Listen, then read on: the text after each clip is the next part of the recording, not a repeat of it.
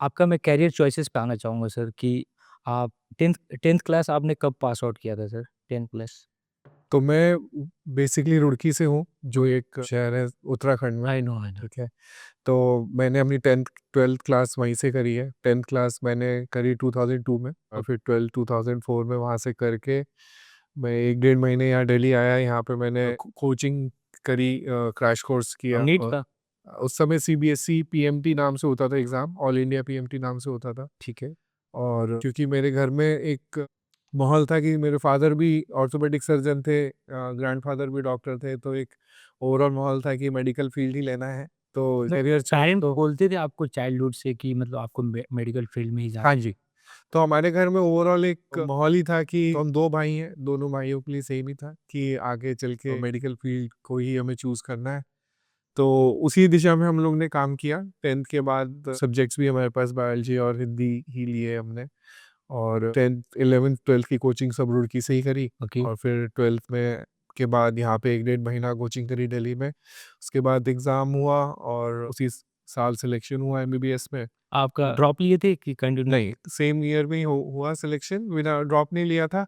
तो एआईपीएमटी में तब क्या रहता था कि हर स्टेट में, हर कॉलेज में 15% सीट्स रिज़र्व्ड होती थी ऑल इंडिया स्टूडेंट्स के लिए। तो मुझे सेकंड काउंसलिंग में कॉलेज मिला, तंजौर मेडिकल कॉलेज, जो कि तमिलनाडु में है। हाँ। तंजौर एक बहुत पुराना शहर है तमिलनाडु का, वहाँ पे फेमस एक बृहदेश्वरा टेम्पल है सब। ठीक है। तो फिर रहने आप पे नॉर्थ इंडिया से साउथ इंडिया गए, तो आप क्या कल्चरल शॉक आप वहाँ ऑब्ज़र्व किए कुछ? बता। कल्चरल डिफरेंस तो था, मतलब हर तरह का खाने वगैरह से रिलेटेड, और लैंग्वेज बैरियर सबसे इम्पोर्टेंट था कि वहाँ पे तमिल ही कॉमनली बोली जाती थी ऑब्वियसली, क्योंकि हार्डकोर तमिल एरिया था। और थोड़ा सा टाइम लगा एडजस्ट होने में, सीखने में। पर वहाँ पे शुरू में जो नॉर्थ इंडियन सीनियर्स और थे, दे वर वेरी रिसेप्टिव, बहुत उन्होंने हेल्प किया स्टार्टिंग में। और थोड़ी रैगिंग वगैरह भी होती थी, मस्ती भी होती अरे थी। उस तो टाइम तो रैगिंग गिरा था हर तो टाइम। तो वो टाइम पता नहीं चला, घर से दूर रहते हुए भी एक अच्छा सीनियर्स का सपोर्ट था, तो टाइम निकल गया। But So in which year you had completed your MBBS? So I finished my MBBS in 2010। 2010. Okay. After that, what you did? सो 2010 के बाद मैंने 1 साल कोचिंग करी फॉर पोस्ट ग्रेजुएट एग्जाम्स। उसके बाद मेरा सिलेक्शन हुआ और मैंने दिल्ली में डीडीयू हॉस्पिटल है, दीनदयाल उपाध्याय हॉस्पिटल, वहाँ पे डीएनबी ली 2011 में। तो 3 इयर्स में, सर वो 3 इयर्स का कोर्स होता है? जी 3 इयर्स में वहाँ पे रहा। फिर 1-2 साल मैंने सीनियर रेजिडेंसी करी है दिल्ली में, डिफरेंट हॉस्पिटल्स में। गोविंद सिंह हॉस्पिटल है दिल्ली गवर्नमेंट का, दिल्ली में ही, उधर रघुवीर नगर में, वहाँ पे किया। फिर बीएल कपूर में थोड़ा टाइम स्पेंड किया टू गेट, क्योंकि हर समय गवर्नमेंट हॉस्पिटल्स में ही काम किया, तो थोड़ा सा था कि एक प्राइवेट हॉस्पिटल का एक्सपोजर होना ज़रूरी है।